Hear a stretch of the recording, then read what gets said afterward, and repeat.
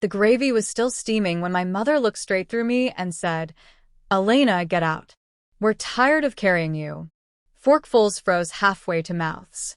The Christmas candles flickered like they'd heard a gunshot. 23 years of secretly bankrolling the entire table, and that was the thank you. A public execution served with cranberry sauce. I'm Elena Moreau, 41.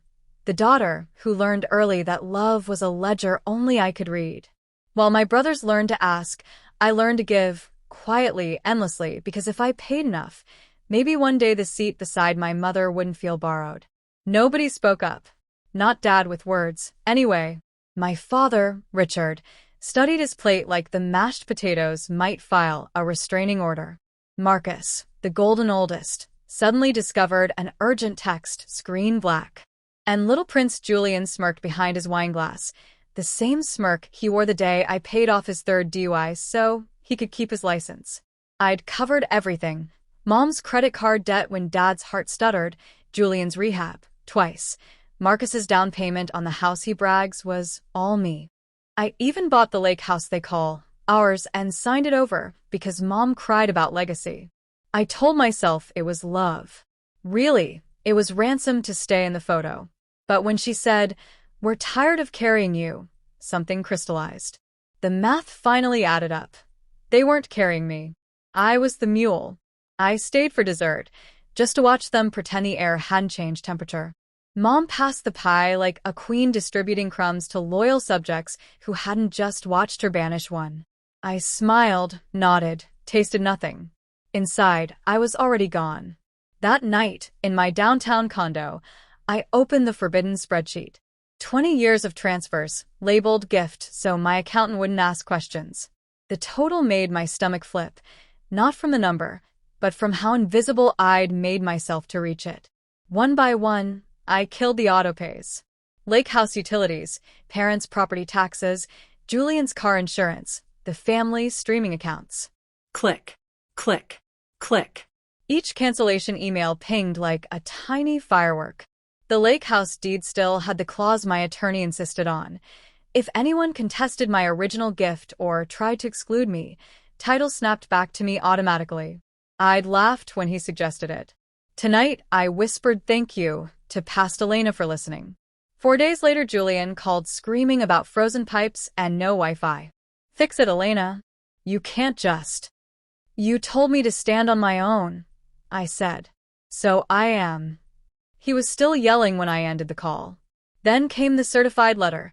Mom's lawyer shopping, claiming undue influence and diminished capacity the day she accepted the lake house. They wanted a judge to hand it back to them. They didn't call to talk.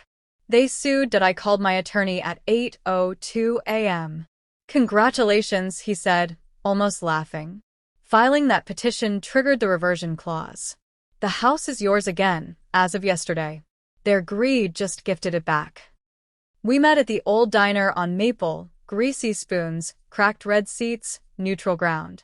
They arrived as a united front, Mom in her Christmas red coat, Dad pale, brothers twitchy. I was already drinking coffee. Mom started before her coat was off. This tantrum ends now, Elena. I slid the folder across the table. Not legal papers, their lives in line items. Every dollar, date stamped. Dad's eyes widened at the total. Julian actually flinched. You said I leaned on the family, I said quietly. Turns out the family was leaning on me. I simply stopped being a crutch. Mom's mouth opened, closed. For once, no script. I laid the recorded deed on top. The second you tried to steal the lake house through court, ownership reverted to me. It's done.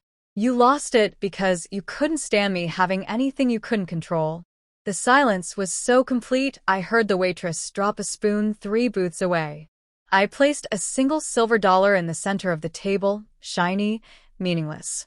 That's what my decades of support were worth to you. Consider the account close. Mom's voice cracked. We're your blood. Blood isn't a blank check, I said. And mine just bounced. I stood. Nobody reached for me. The bell over the door chimed as I walked out into the cold, bright afternoon. My phone stayed silent the whole drive home. 2 weeks later, the lake house sold. to a lovely young couple with 2 kids and a golden retriever. I kept enough to cover taxes and sent the rest to a scholarship fund in my grandmother's name, the one person who ever saw me clearly. Sometimes I still get emails. Short, careful, from Dad. We miss you. Julian sent one line, sorry, then deleted it before I could reply. I don't answer. Not because I'm cruel, but because peace is a language they never bothered to learn.